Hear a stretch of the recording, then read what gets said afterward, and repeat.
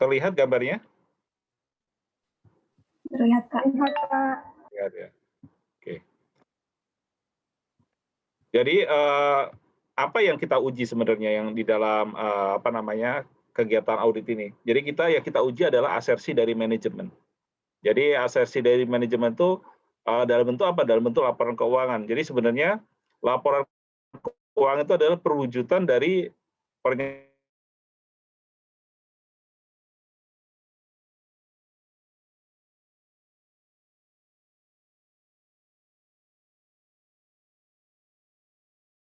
yang dibuat di transaksi, kemudian asersi atas saldo akun, ataupun penyajian dan pengungkapan. Nah, dalam kesempatan ini saya ingin mengenalkan kalian terkait asersi gabungan. Jadi ini hanya untuk pengelompokan saja, memudahkan di standar audit 315 itu ada namanya asersi gabungan. Tapi intinya sama.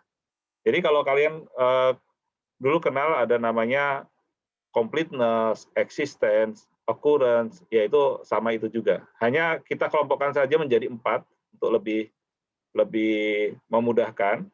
Jadi di sini kita dilihat asersi gabungan yang pertama adalah completeness. Kalau completeness itu sama. Pada setiap pada transaksi atau saldo akun, penyajian dan pengungkapan itu mereka tetap berbicara terkait completeness, yaitu bahwa seluruh hal yang memang perlu dicatat di dalam laporan keuangan telah dicatat. Intinya itu. Jadi kalau completeness bicaranya tidak ada yang ketinggalan. Kalau rombongan itu nggak ada yang ketinggalan. Seluruhnya sudah dicatat. Kemudian asersi gabungan yang kedua yaitu terkait existence. Existence itu bahasanya apa yang ada di laporan keuangan, apa yang telah dicatat di laporan keuangan, itu realnya itu benar-benar ada, bukan fiktif. Transaksinya ada, atau nanti kalau kita telusur ke bukti-buktinya ada. Jadi betul-betul dia eksis. Oleh karena itu yang kemarin kita kenal asersi di transaksi ada namanya occurrence, ini masuk kelompoknya kelompok existence. Karena kita mengejarnya kan apakah transaksi itu benar-benar ada. Berarti kan itu bicara eksistensi juga itu. Kemudian asersi gabungan yang ketiga bicara terkait akurasi dan cut off. Kalau bicara akurasi itu bicara ketepatan nilai, bicara cut off itu bicara masalah waktunya, kesesuaian periodenya. Itu sama, itu yang termasuk dalam asersi ini adalah ya kalau di transaksi akurasi, cut off, klasifikasi masuknya ke sini. Kemudian kalau di saldo akun kita kenal ada hak dan kewajiban itu juga bicara akurasi dan cut off. Kenapa? Kalau misalnya kita ada transaksi terkait penjualan. Penjualan itu misalnya barang konsinyasi yang dijual, kan bukan hak kita kan. Kalau misalnya itu nanti sampai salah diakui, itu larinya kemana? Larinya kan ke akurasi dari sisi nilainya. Nilai laporan keuangan juga tidak akan sesuai. Nilai saldo akun dari nanti misalnya akun piutang usaha misalnya kalau transaksi penjualan kredit itu juga tidak akan tepat. Oleh karena itu masuk kelompoknya kalau di asersi gabungan masuk kelompoknya akurasi dan cut off. Kemudian yang terakhir yaitu valuasi, ini sama ya. Itu kalau bicara kalau terkait aset, terutama untuk akun-akun yang kaitan dengan aset. Nah, ini asersi gabungan ini gunanya untuk memudahkan saja supaya kita tidak terlalu bingung mengingat-ingat ini masuk apa ya? Oh, ini masuk apa? Ya, untuk memudahkannya ini asersi gabungan ada 4 asersi ini. Nah, kemudian ini tadi penjelasan ininya. Jangan lupa, yang kemarin saya minta pada saat kalian menyusun sistem note menggambarkan bagaimana proses bisnis dari atau siklus dari sebuah proses ya. Kan kalian di akhir saya minta membuat ada tabel risiko dan pengendaliannya ya. Yaitu untuk membantu mengidentifikasi risiko. Nah, cara mudah untuk mengidentifikasi risiko kaitkan dengan asersi. Kalau kemarin saya yakin kalian pasti bingung nih, risikonya apa sih? Kaitkan dengan asersi. Jadi kalau dari sisi penyusun laporan keuangan, dia risiko yang dia miliki apa? Yang pertama, menyajikan laporan keuangan tidak lengkap. Misalnya kita bicara hari ini terkait piutang. berarti ada kemungkinan piutang yang tercatat tidak lengkap atau tidak seluruh penjualan kredit dicatat sebagai piutang, misalnya seperti itu. Itu resiko pertama, misalnya gitu. Kemudian bicara eksistensi, ada piutang yang tidak didukung dengan bukti penjualan, atau ada piutang yang sebenarnya tidak ada. Kemudian akurasi, ada kesalahan di dalam pencantuman harga pada saat memasukkan penjualan sehingga berpengaruh pada piutang, misalnya seperti itu. Akurasi. Termasuk juga cut off, adanya penjualan-penjualan yang setelah tahun buku diakui pada saat periode berjalan, misalnya seperti itu. Nah, itu kan ada permasalahan terkait cut off-nya. Nah, itu kalau bicara risiko-risiko seperti itu, ya. Mudahnya kita ambil dari asersi. Kemudian kita selain bicara asersi, nanti pada saat pengujian kita bicara masalah bukti. Bagaimana bukti yang kita harus peroleh yang tepat dan memadai atau sufficient. Jadi tepat, appropriate, dan sufficient, atau cukup, bukan memadai, cukup. Berarti bicaranya kalau bicara tepat adalah buktinya yang andal dan relevan, sedangkan kalau yang sufficient, jumlah sampelnya memadai untuk penarikan kesimpulan.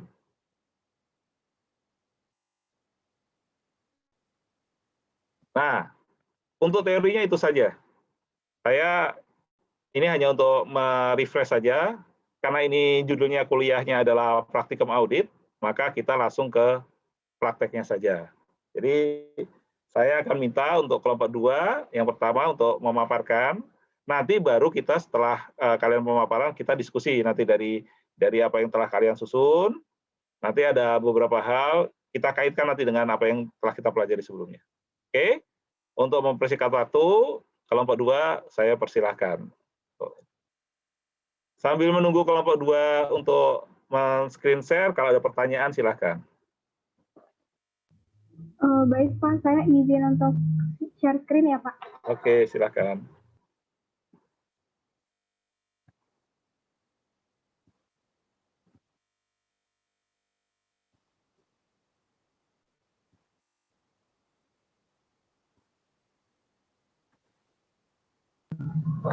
Apakah sudah terlihat Pak Diza dan teman-teman?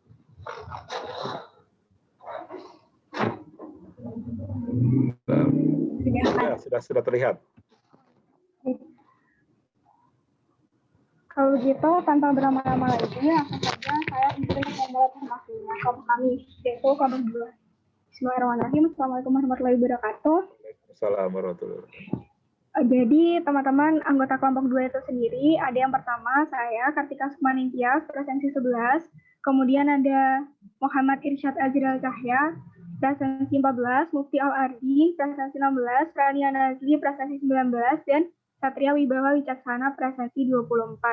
Nah, di kesempatan kali ini kami akan mempresentasikan pekerjaan kami, yaitu terkait dengan assignment 2, piutang, account receivable, dan credit sales.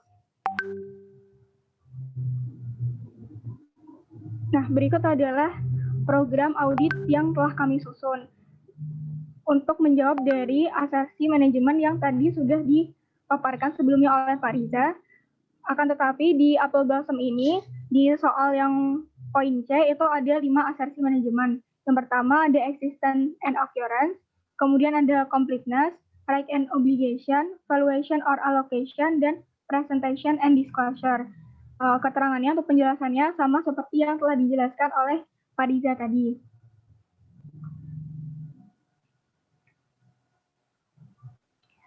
Kemudian dari asersi manajemen tersebut, kami menyusun sebuah tujuan audit. Yang pertama adalah piutang usaha telah dicatat pada jumlah yang tepat. Ini untuk menguji asersi valuation and allocation. Kemudian piutang usaha tercatat sesuai dengan barang yang dikirim kepada customer. Ini untuk asersi existence and occurrence.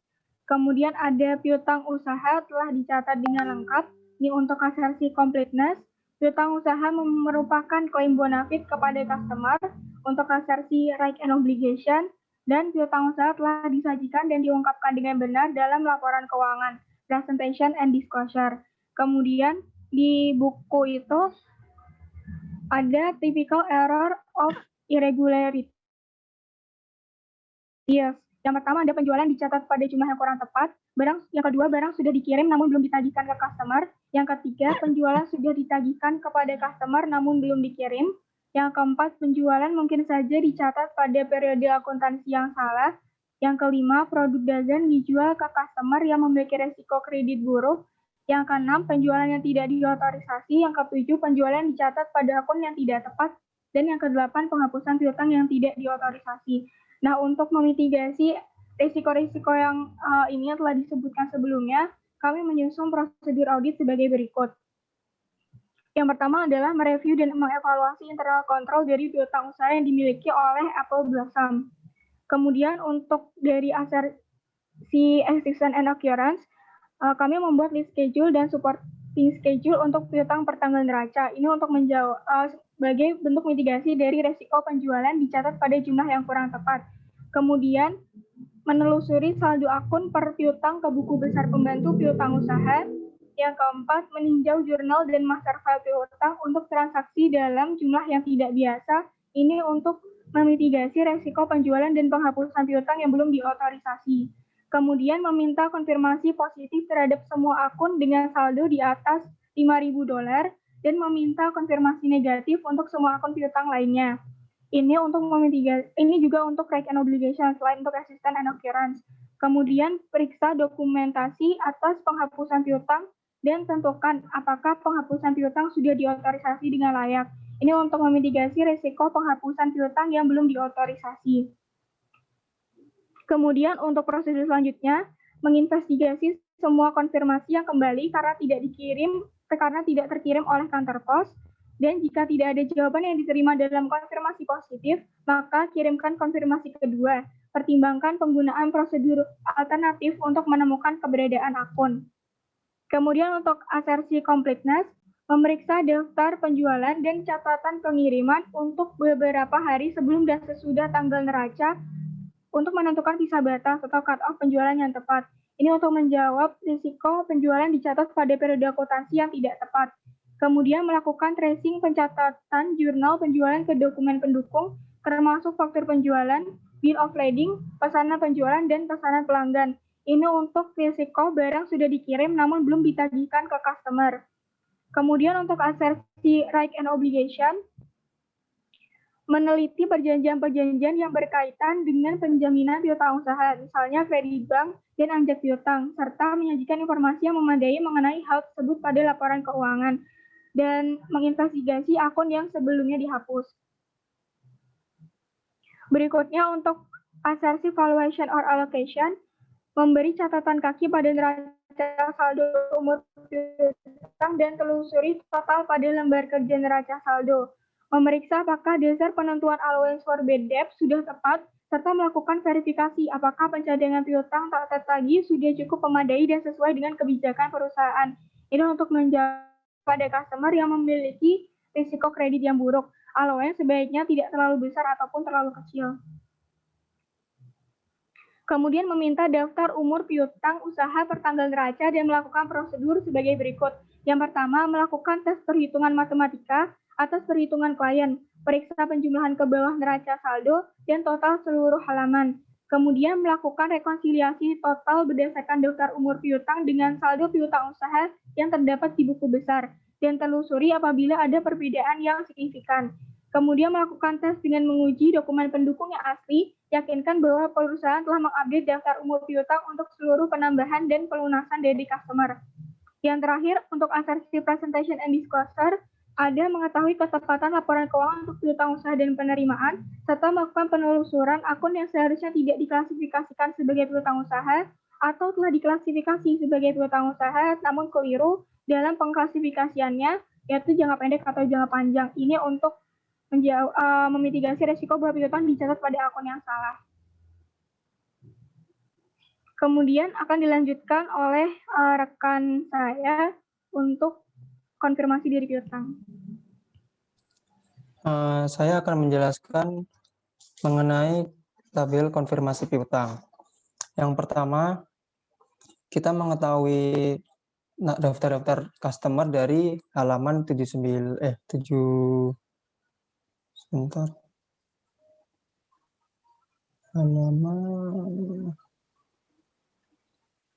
Halaman 72 tentang tabel customer. Nah, dari situ kita mendapatkan daftar customer dan jumlah receivable per kliennya. Lalu di samping jumlah per kliennya terdapat status konfirmasi, yaitu konfirmasi positif dan konfirmasi negatif. Konfirmasi positif itu ketika kita mengirimkan sebuah konfirmasi ke vendor, namun ketika ada perbedaan maka akan konfirmasi positif itu merupakan konfirmasi yang membutuhkan balasan. Sedangkan konfirmasi negatif itu tidak perlu membutuhkan balasan. Dan kita dapat dari keterangan halaman 60, customer yang dikirimkan konfirmasi positif ada 7, yaitu Capital Orders, Darings, Frankie Floral Fragrance, Incense, Tears and Default, Company Williams Fragrance, dan Young and Beautiful. Sisanya mendapatkan konfirmasi negatif. Selanjutnya dari halaman 61 kita mendapatkan subsequent payment dari customer yang telah membayarkan setelah tanggal neraca tahun 2003 berakhir. Yaitu yang pertama, Body Bar terdapat pembayaran sebesar 2.850 pada tanggal 7 Januari. Untuk Capital Orders 4.300 pada tanggal 9 Januari. Cut Rate Discount Stores tanggal 6 Januari sebesar 2.000. Darings tanggal 5 Januari sebesar 26.000. Incense tanggal 6 Januari sebesar 7.980. Janis Department Store tanggal 3 Januari sebesar 4.515. Lone Star Supply tanggal 8 Januari sebesar 2.500. National Gas tanggal 6 Januari sebesar 1.200. Process Department Store tanggal 6 Januari sebesar 2.350. Tears and Default Company tanggal 2 Januari sebesar 59.000, dan terakhir yang Beautiful tanggal 8 Januari sebesar 17.000. Dari situ kita dapat memasukkan angka-angkanya ke dalam tabel, dan lalu kita akan mengisi hasil konfirmasi. Hasil konfirmasi ini kita dapat halaman 79. Dari halaman 79 kita mengetahui untuk konfirmasi pertama, yaitu ditujukan kita dapat balasan dari Frankie Floral Fragrance, yaitu dia menyatakan bahwa saldo 17.200 itu benar dan tidak ada pengecualian di dalam konfirmasi tersebut. Maka dari itu status dari piutang Frankie Floral Fragrance tidak ada melaporkan selisih atau confirm balance. Lalu piutang nomor 2, yaitu konfirmasi nomor 2, yaitu dari William Fragrance. Saldo 19.400 itu ternyata benar dan tidak ada selisih atau pengecualian.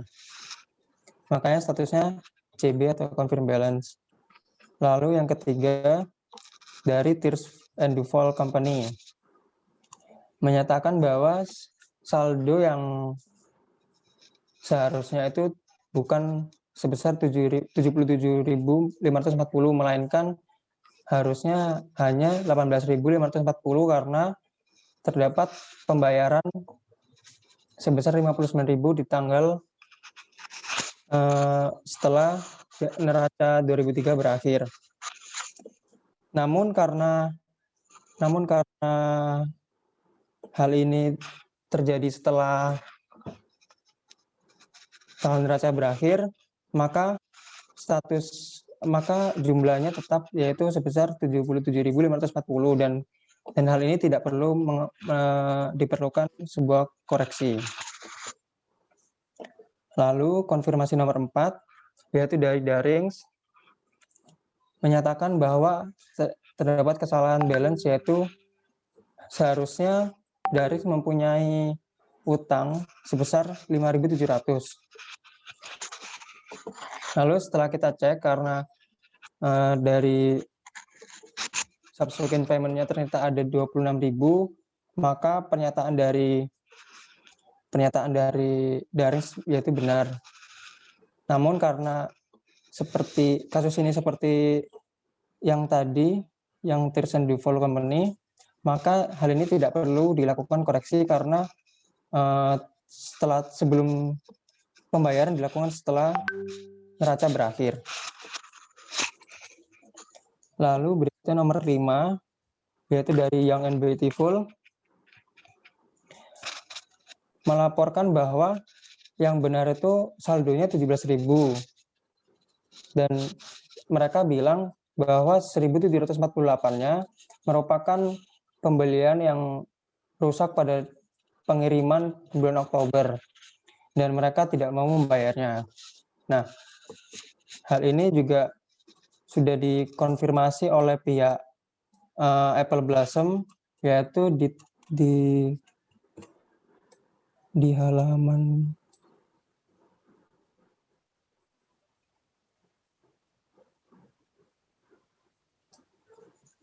Di halaman 61, Apple Blossom sudah mengizinkan untuk menghapus 1.748 piutang dari Young and Beautiful. Lalu berikutnya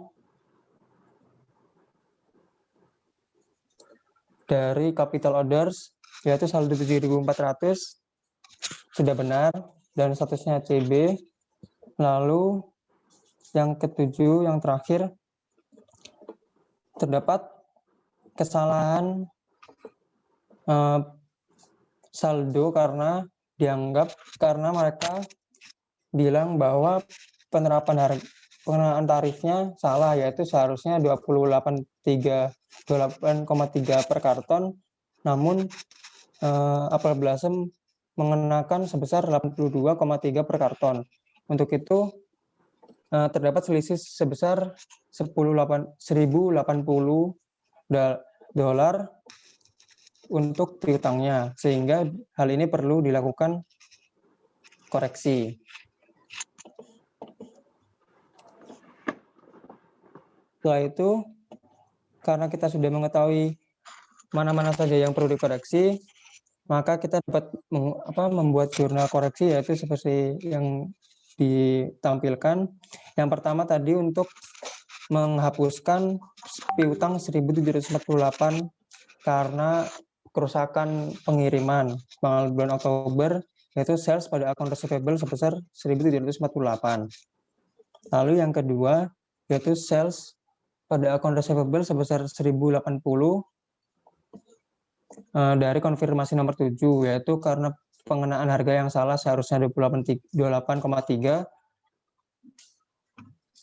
malah dikenakan 82,3.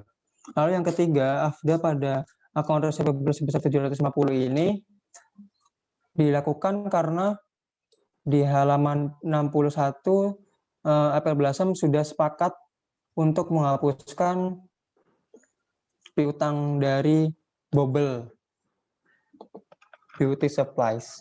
Makanya dihapus sebesar 750. Dan hal ini juga sesuai dengan komentar yang diberikan oleh Brenda Robertson, karena dia mengatakan bahwa piutang dari customer Bobble Beauty Supply itu sangat diragukan, makanya mereka setuju untuk dihapuskan saja. Selanjutnya akan dilanjutkan oleh rekan saya.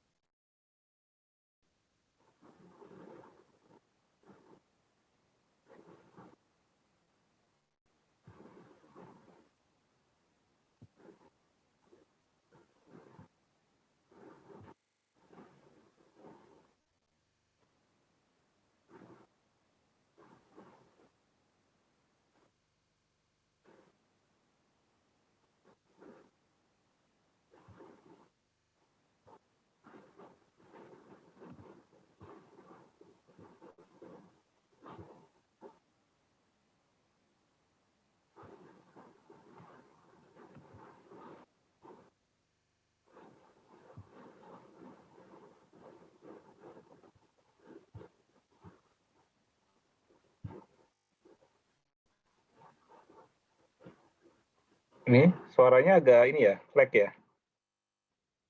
Ada ini koneksi, gangguan koneksi.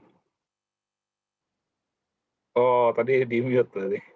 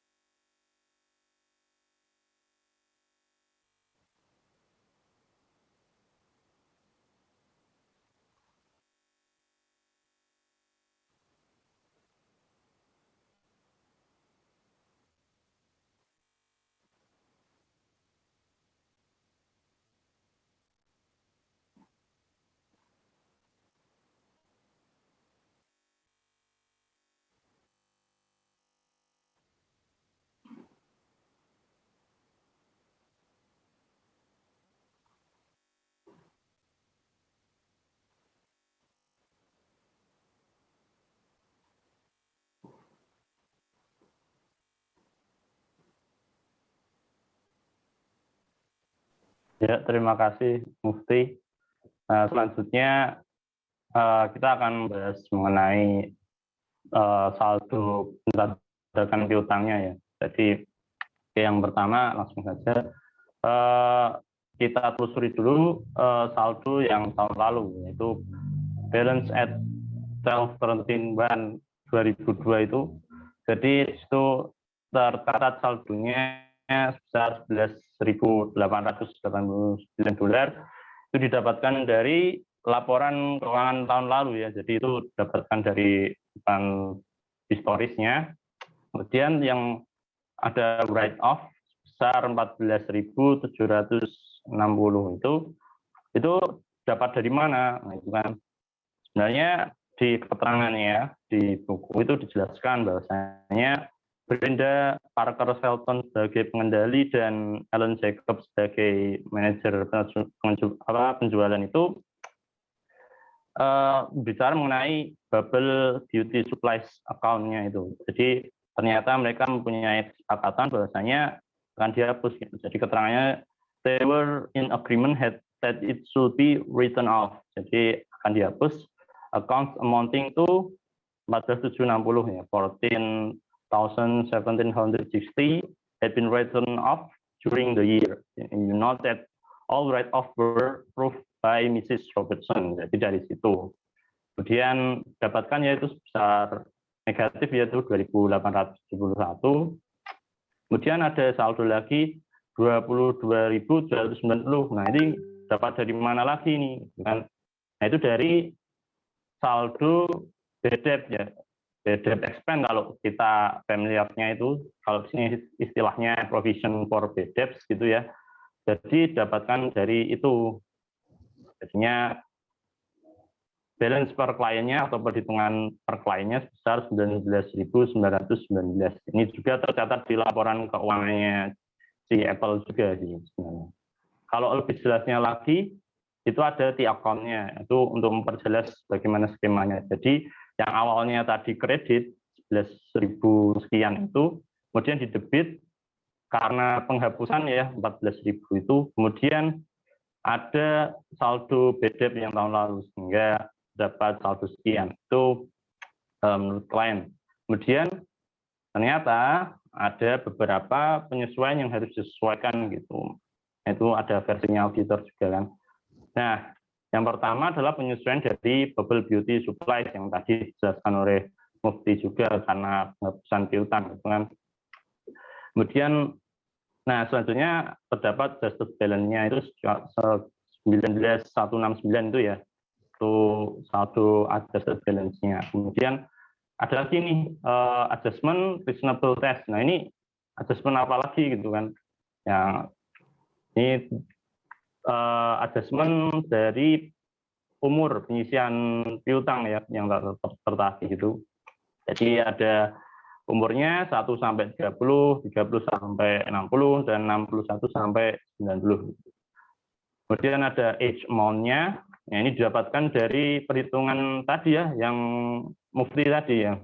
Didapatkan dari adjustment Mufti tadi sehingga dapat saldo sekian. Kemudian expected uncalled interest. Nah, ini dapat dari mana ini? Fraksi-fraksi persenannya dapat dari mana? Ini didapatkan dari tahun lalu. Coba di kiri kanan, di kananin atas itu. Nah, itu. Nah, itu katakan soal bahwa persentase penyisihan piutang tahun lalu itu masih relevan ya. Jadi kami memakai persentase yang itu, yang 1,5, 10, dan 50.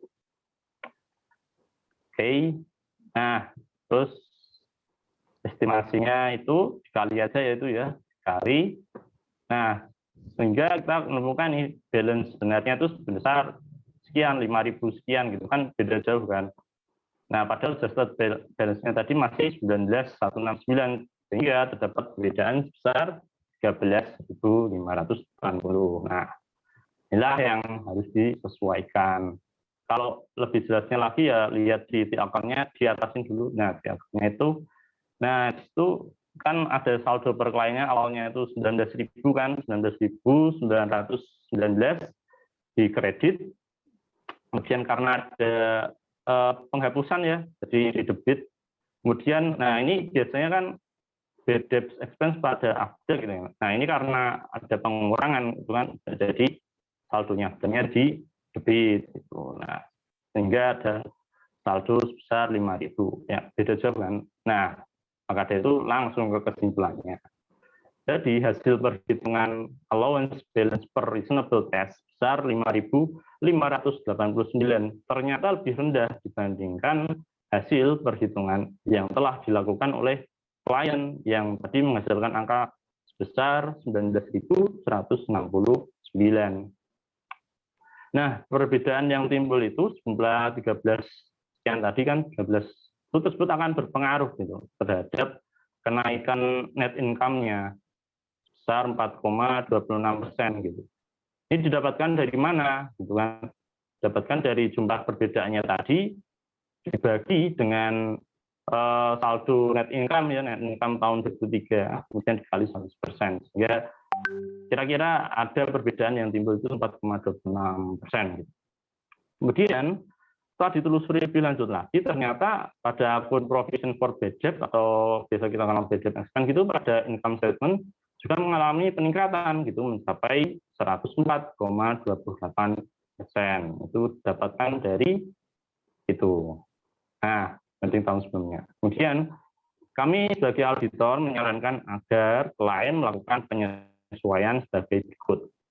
Karena telah terjadi selisih material antara estimasi penyisiran piutang tak tertagih antara klien tadi dengan auditor, maka diajukan penyesuaian sebagai berikut. Jadi allowance for bad debt pada provision for bad debt atau ada pada budget itu sebesar perbedaan yang tadi 13.580 gitu. Oke. Ya, bisa dilanjut oleh rekan saya Rania. Oke, selanjutnya ada schedule utama untuk piutang. Jadi penyesuaian-penyesuaian yang sudah dijelaskan sebelumnya itu dimasukkan ke schedule utama. Nah, untuk akun receivable itu kan diketahui per auditnya tahun 2002 ini sebesar $139.504. Dengan per buku tahun 2003-nya itu 212.705. Nah, tadi juga diketahui ada 3 penyesuaian. Yang pertama itu ada $1.748. Ini penyesuaian pengembalian barang. Nah, selanjutnya ada yang $1.080 ini itu penyesuaian atas kesalahan klien dalam mencatat saldo. Nah, yang terakhir ada 750. Nah, 750 ini merupakan penyisian piutang, sehingga didapatkan penyesuaiannya di sisi kredit itu sebesar $3.578. Sehingga kita dapatkan per auditnya tahun 2003 sebesar $209.127. Selanjutnya untuk allowance for bad debts itu per audit 2002-nya $11.889. Untuk per buku tahun 2003-nya adalah $19.919. Jadi penyesuaiannya ada 2. Yang pertama ada 750, itu yang penyisian piutang tadi. Lalu yang kedua ada 13.580, yang ini merupakan yang dijelaskan Satria tadi, dengan total penyesuaiannya di debit 14.330, sehingga menghasilkan per auditnya sebesar $5.589.